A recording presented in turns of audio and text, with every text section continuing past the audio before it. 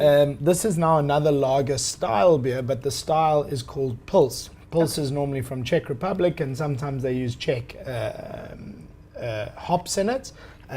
So the SARS hop is a very famous one, which Hans has made famous. So what you should get out of this is much of the same sort of mouthfeel, finish, aroma, except it may be slightly more bitter, just because of the hops that it has in it. Thank you.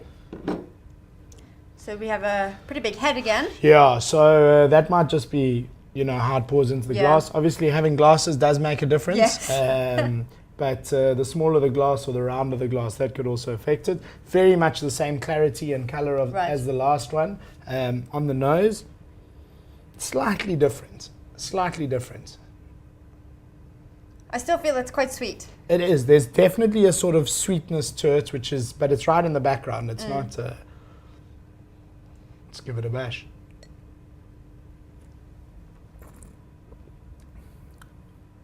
Sure.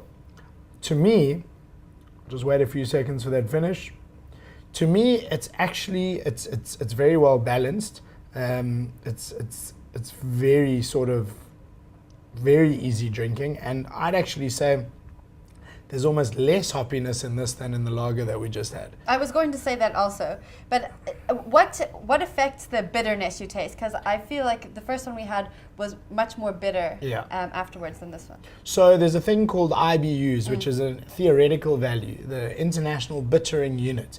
And it's basically a sum that the brewers do, and they work out how much hops they put in according to the literage, how long it boils for, whether they dry hopped it, etc., and they come up with a value. So an IBU generally for the lager and pilsner category should be like 10 to 25 IBUs, no more than that. Oh, okay.